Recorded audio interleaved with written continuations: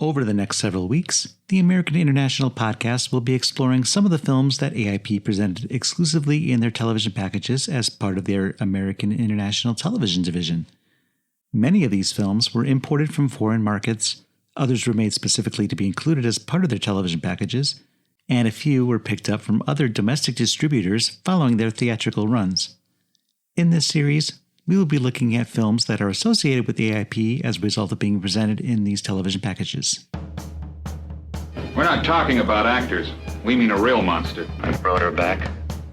She'll live and I'll get her another body. I know they're going to catch me, but don't let anyone see me like that. Please, doctor, help me! Biologically speaking, it's of primary importance that man should want to mate. Hey, that You don't get all your kicks from surfing, do you? We want to be free to ride our machines without being hassled by the man. And we want to get loaded. You think you're going to make a slave of the world? I'll see you in hell first! The American International Podcast. Are you ready? Welcome to the American International Podcast. I'm Cheryl Lightfoot. And I'm Jeff Markin. And this week is the first episode of a 10-part series where we talk about American International television movies. This week we're talking about Attack of the Mushroom People from 1965. It's also known as Matango, which came out in Japan in 1963. Attack of the Mushroom People was part of AIP's Amazing 66 package, first offered in the fall of 1965. And it was directed by Ishirō Honda, with a screenplay by Takeshi Kimura, and story by Shinichi Hoshi and Masami Fukushima. It stars Akira Kubo as Kenji Murai, the professor, Kumi Mizuno as Mami Sekiguchi, the singer, Kenji Sahara as Senzō Koyama, the sailor, Hiroshi Tachikawa as Etsurō Yoshida, the writer, Yoshio Tsuchiya as Masafumi Kasai, the businessman, Hiroshi Koizumi as Naoyuki Sakura, the skipper, Miki Ishirō as Akiko Soma, the student. It also stars Jiro Kumagai, Yutaka Oka, and Keisuke Yamada as doctors at Tokyo Medical Center, and Hideo Yamamoto, Haruo Nakajima, Masaki Shinohara, Koji Uruki, Toko Ihara, Kuniyoshi Kashima, and Tokyo Okawa as Matango, Mushroom People, and deep apologies for any names that have been mispronounced. To avoid mispronouncing names going forward, instead of their character names, I'm going to be referring to them as their professions. I don't know about you, but that's how I'm going to handle this. I'm going to do it by whatever I wrote down in my notes. Fair enough. So sit right back and you'll hear a tale of a fateful trip. Go ahead and make your Gilligan's Island comparisons now. You won't be the first, and you certainly won't be the last. But the film opens a little before the trip. Well, after the trip. It's a flashback. Or flash forward. The movie starts in the present day, however. A man is sitting in a psych ward, telling his tale to whoever's listening. He's alive, but the others are dead. No, wait. He's dead, and they're all alive. So why didn't they return, he asks, on our behalf? And then we flash back to what happened. Well, kind of. We go to the credits, bouncy music plays, and we see a small yacht at sea. A very small yacht. Aboard the yacht are 5 vacationers and 2 crewmen. There's a skipper, a first mate, a billionaire, a glamour gal/singer, and a more demure girl, a student. And instead of a billionaire's wife, there's a celebrity writer. He's not a woman, but he's the 7th person in this party. We have a scene that kind of gives a brief introduction to each character and their character traits. We see the singer that seems a little snobbish. The writer is working on his next great novel. He's working on it on the deck. A little play between him and the singer, and a few of those pages go overboard.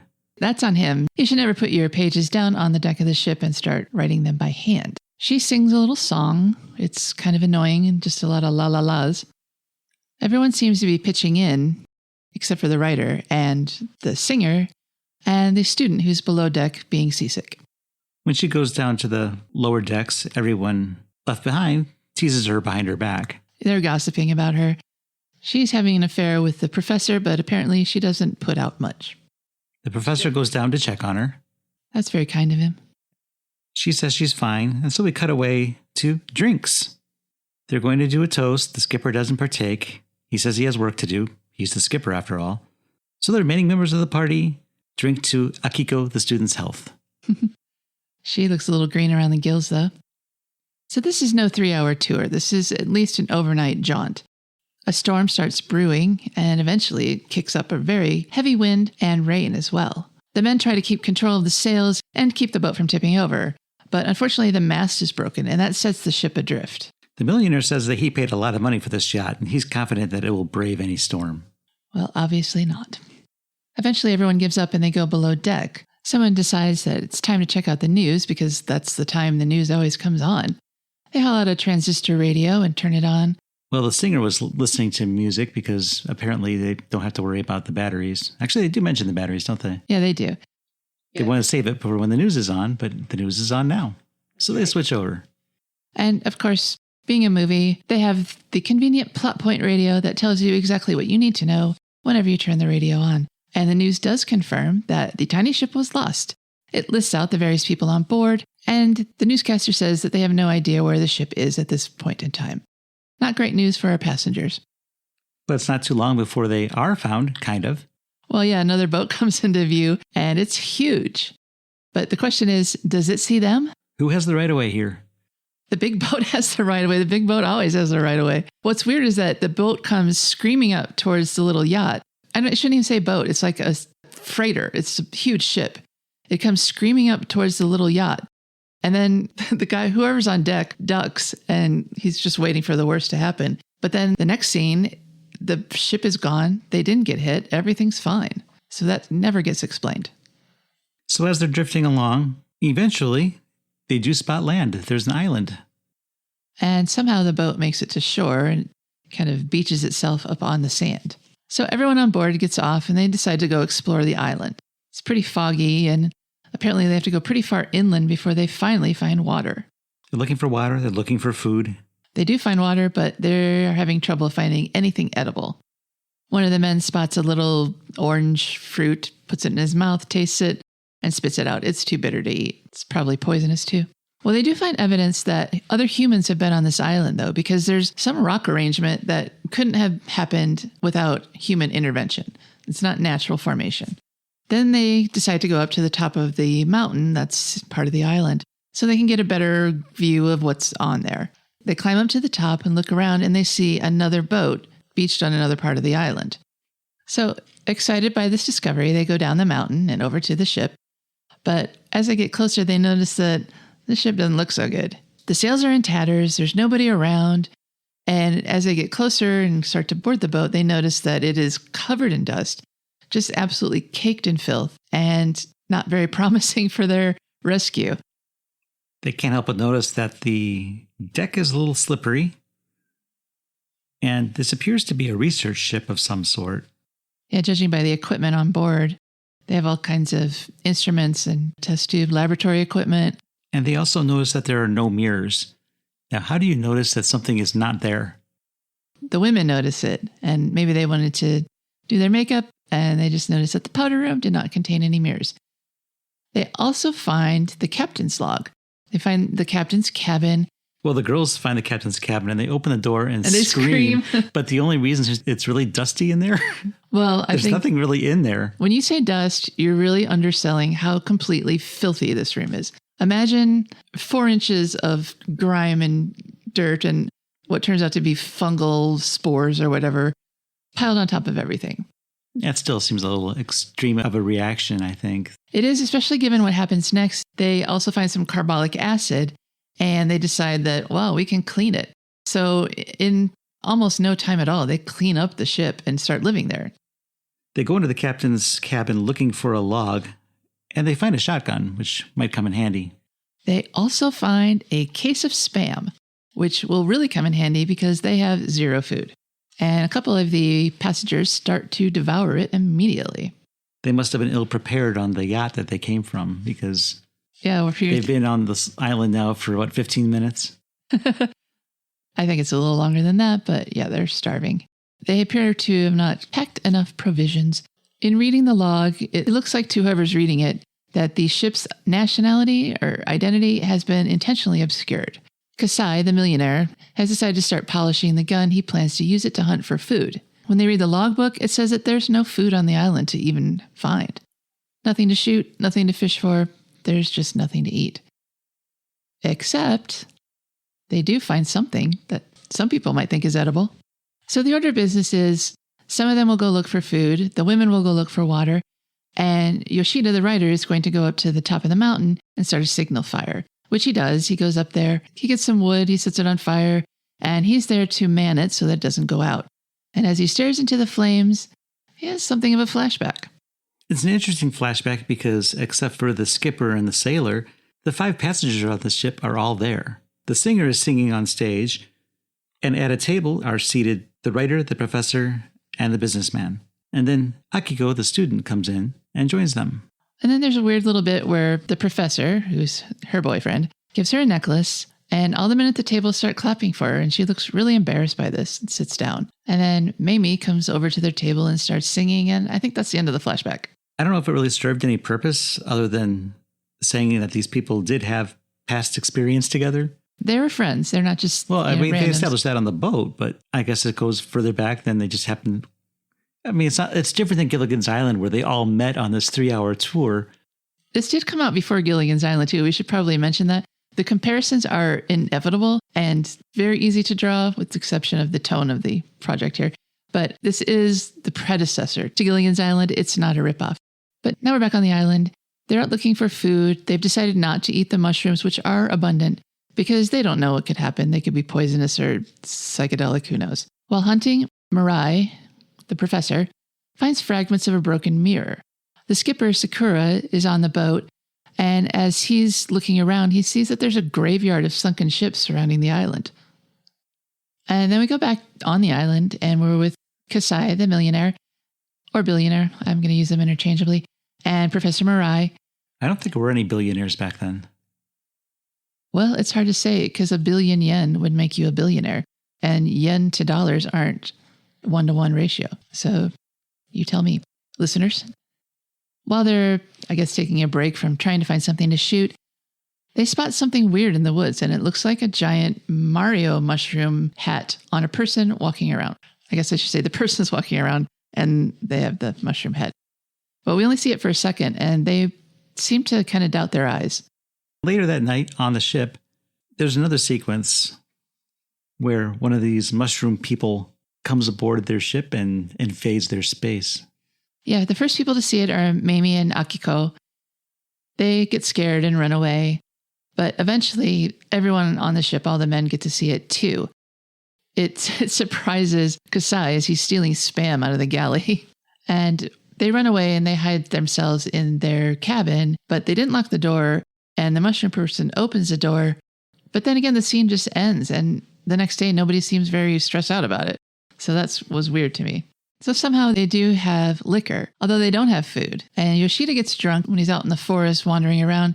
He decides, F it, I'm just going to eat some mushrooms. He wants to basically enhance his drunkenness with a little hallucinogenic reaction. And when he tries them, he really likes them. So this is the point where the group unity, such as it was, starts to break down. At first, the men are fighting over Mami. It's Koyama the sailor who starts it all by saying that these women are getting in all the men's heads and that's what the problem is here. And he decides that he's going to fix things by just taking Mami himself tonight. She looks pretty horrified at this prospect. Yeah, she says, are you going to let him talk like that to me? And everybody just kind of looks around and goes back to eating whatever rations they have. They really stick up for her. Koyama stands up and says, see, there's no one here to stop me. But then the writer grabs the gun and points it at him and says, I'll kill you. And he confesses that he's been eating the mushrooms. So you start to believe that he might actually do it. But there's more of them than there is of Yoshida, and they overpower him and lock him in the captain's quarters where Kasai had been hiding out from everyone. So then Kasai goes to the yacht, which is now repaired, and tries to convince the captain to run away with him. And not only that, but to take all the food, steal all the rations from the rest of the group, I guess. But the captain's not going to agree to this. He ties up Kasai and runs away with the food himself. So he's still not the good guy here. So now the group has no food because Koyama has taken it all aboard the yacht. So left with very little other choice, Mami the singer lets Yoshida, the writer, out of his lockup so they can both try to overcome Sakura the skipper, get off the island themselves, and steal all the food. And get all the food back, yeah. However, Yoshida has something else on his mind because now he's decided he wants Akiko. And just like Mami, Akiko doesn't want him either. And now finally the rest of the crew is going to intervene. So now there's a scuffle. Yoshida still has the gun, and in the struggle, he shoots Koyama, killing him. And at this point, what's left of the group banishes Mami and Yoshida.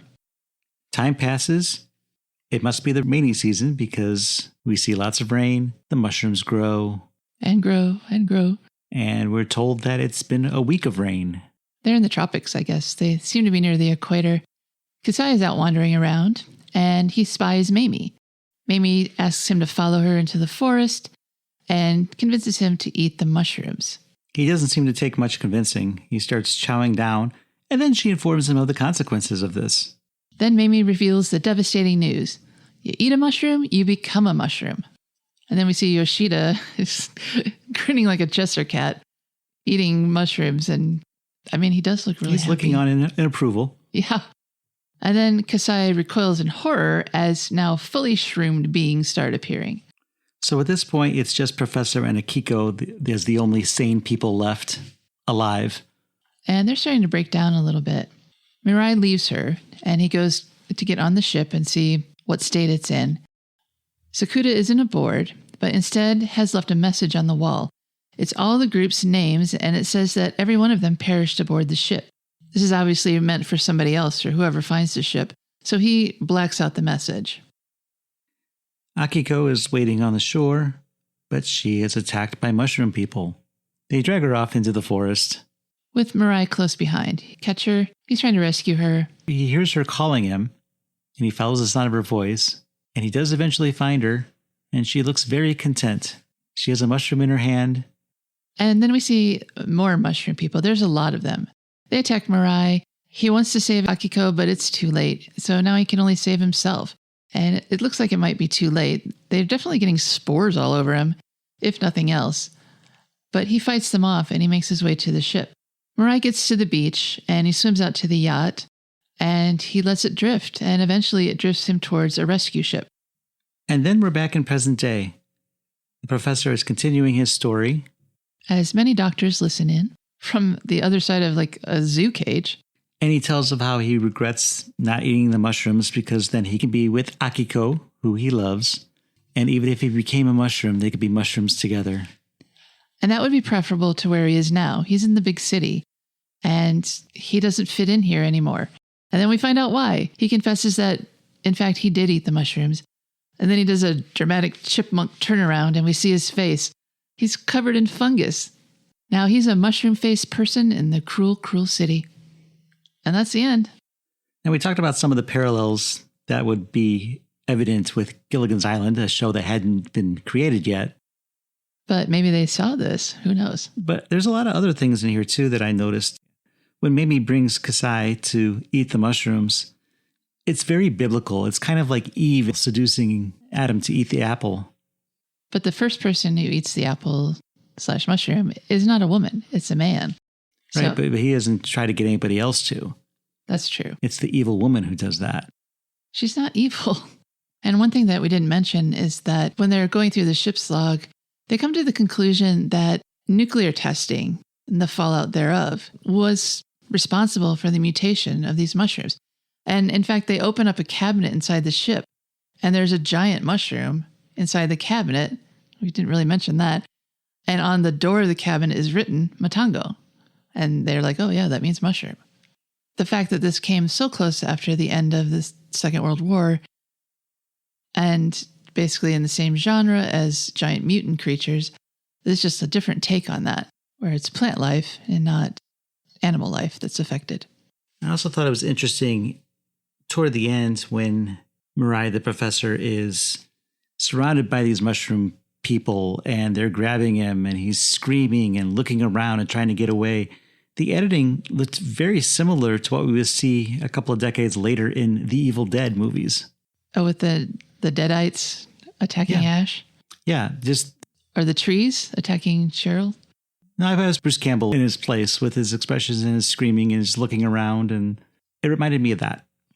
This reminded me more of Invasion of the Body Snatchers, where there's strange plant life, and eventually it takes over people in a group one by one, I think it's just part of that whole genre. Well, story-wise, yeah, but this one sequence looked very Evil Dead to me. Oh, right. I'm thinking of conceptually where it plays out the same way as that and any other taking over of humanity movies. Toho Studios, which was formed in 1932, is of course now known best for their giant monster movie output. But in Japan, they actually have a history of art house films, releasing films by directors like Akira Kurosawa. In 1953, they decided to go international to target North American and Latin American markets, and they opened an office in Los Angeles. And one of the first films that they offered for foreign sales was Seven Samurai. Matango was based on a story in SF Magazine, edited by Masami Fukushima, Shinichi Hoshi, and Fukushima wrote a treatment for the film, which was then made into a screenplay by Takeshi Kimura. The story was based on William Hope Hodgson's short story, The Voice in the Night, which originally appeared in the November 1907 issue of Blue Book.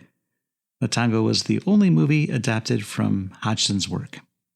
The script may have also been inspired by a lesser-known story called Fungus Isle, written by Philip M. Fisher, which was published in 1940. It has a similar plot, including the ecstasy and addiction caused by eating mushrooms. The script generally stayed faithful to Hodgson's story with the addition of some extra characters. This may have been inspired by a news story Honda saw where a group of rich kids took their father's yacht far into the sea and had to be rescued. Characters in early script drafts more closely resembled their real-life counterparts, and the script included reports of ships and aircraft vanishing in the Bermuda Triangle. Ishirō Honda was better known for his Daikaiju films, the monster movies, but occasionally developed horror films such as The H-Man in 1958 and The Human Vapor in 1960, where the characters became bizarre transformed beings. And Matango was his last film of this kind.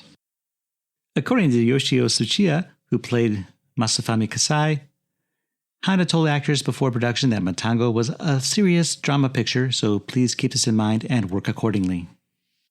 So, interesting note on the special effects.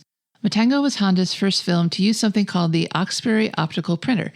That's a piece of equipment that has both a projector and a camera attached, and allows filmmakers to copy film by running it through the projector and then rephotographing it with the camera. It creates a near-perfect copy of the original.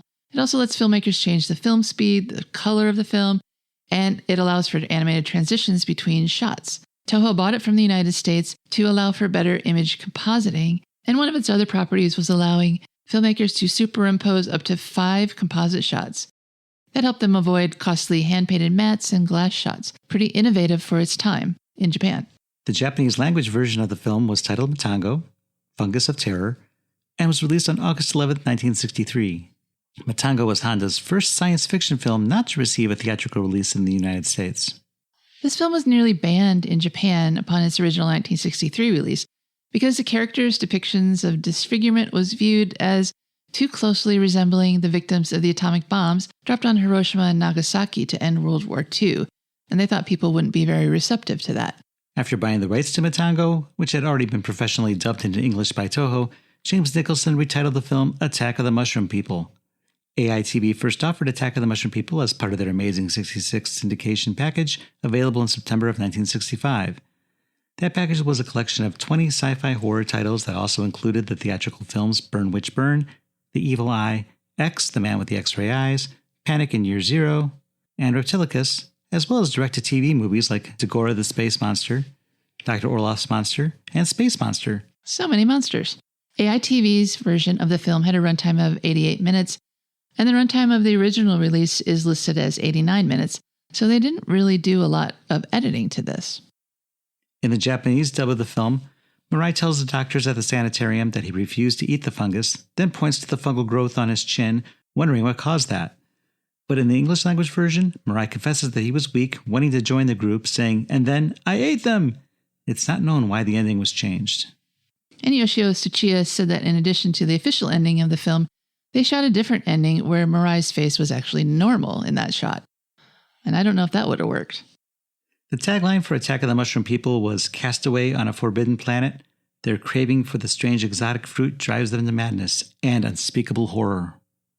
I couldn't find out a whole lot about how Matango did at the box office or any contemporary reviews, but I did find out that Matango has been described as a virtually unknown film, except to aficionados of Asian cult cinema fans of weird literature, and sleepless consumers of late-night television programming. And probably everybody who was watching the AITV package at the time it came out.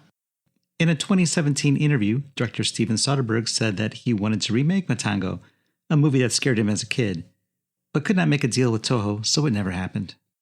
But John Carpenter told the LA Review of Books in an interview that the head of Toho came to visit him and asked him to remake Matango. But Carpenter said that he wasn't ready to do it then, but he didn't say when that was. Guillermo del Toro is a fan of the film as well, calling it one of his personal favorites. And the film is considered a cult favorite now. It seems that Toho would repurpose their actors, a la Roger Corman. All studios do that. So we'd see quite a few of these players again.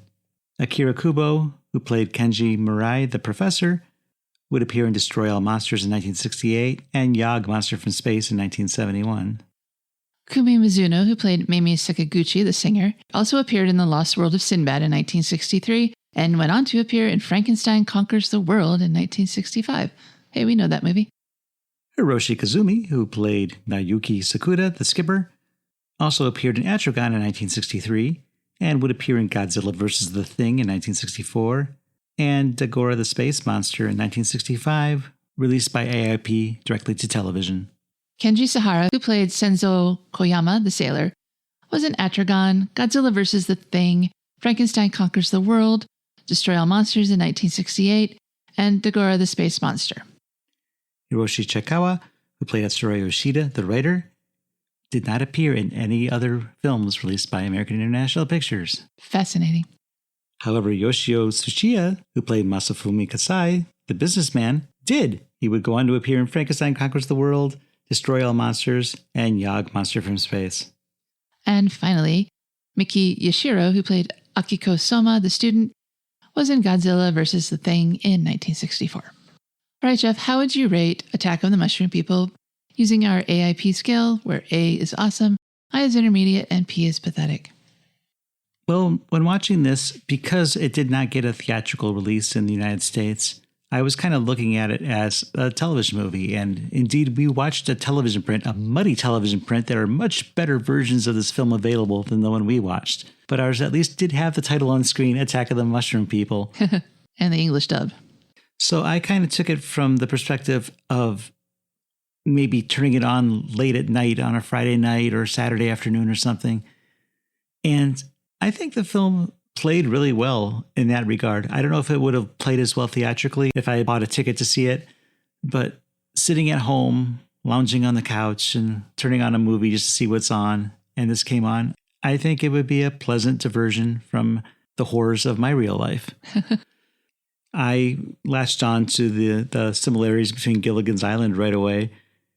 If I had seen this in 1965 versus 1966 on television, I might have been able to make those same parallels at the time.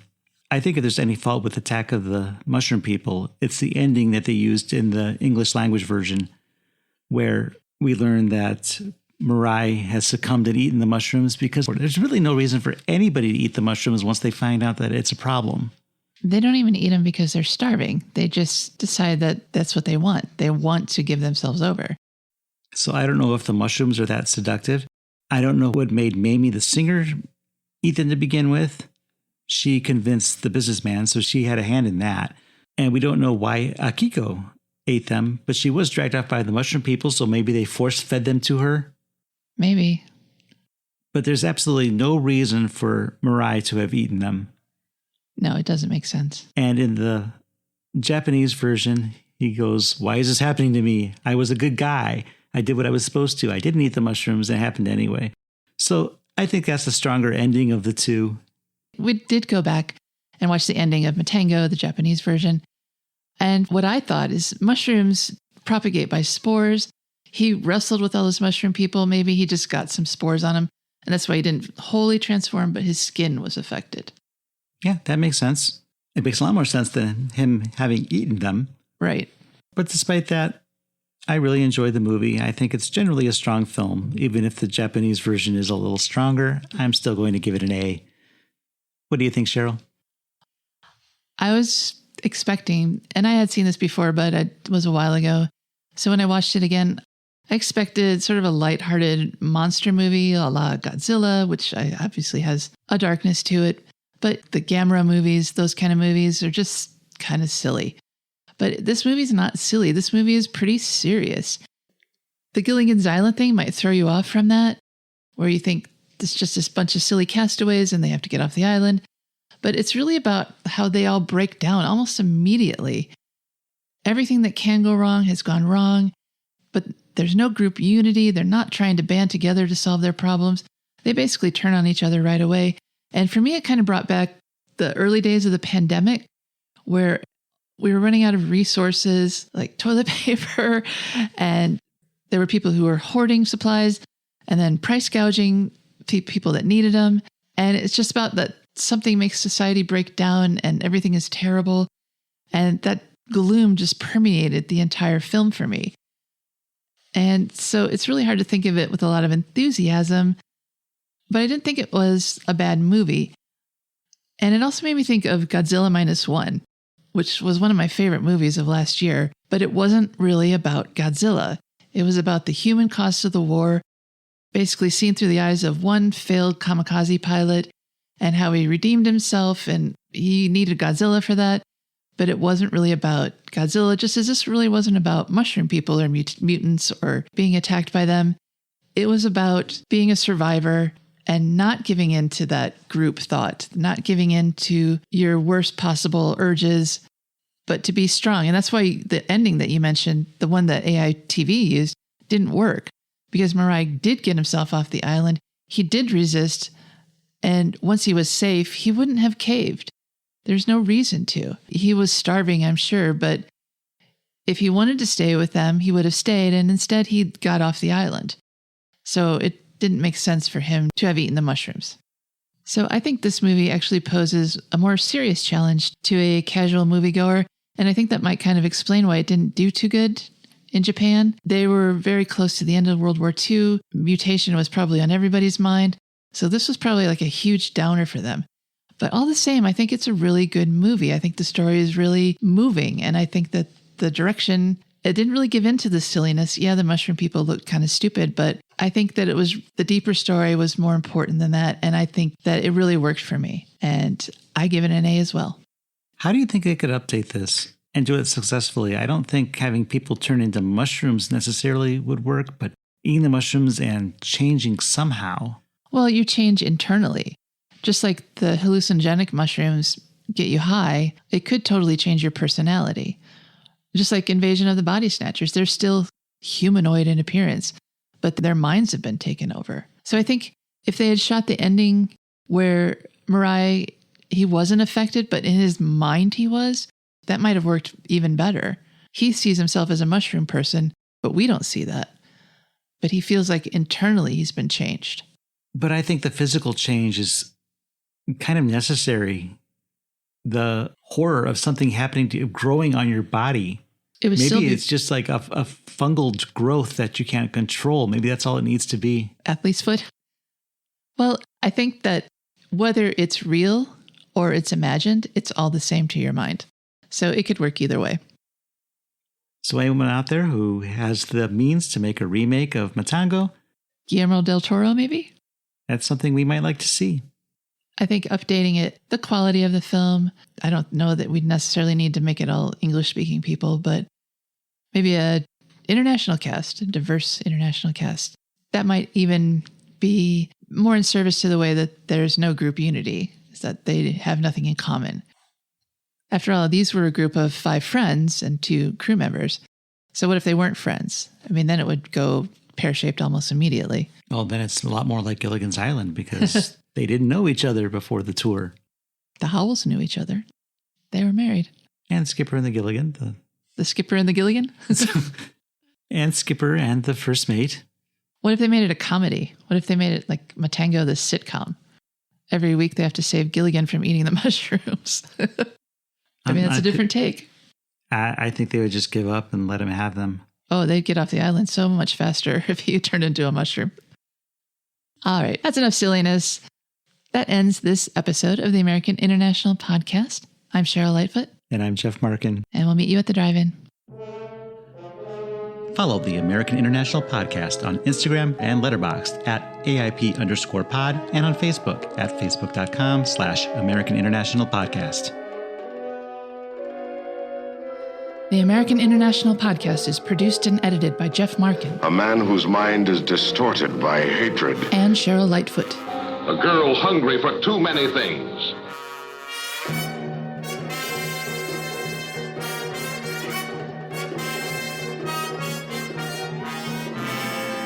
The American International Podcast is part of the Pop Culture Entertainment Network.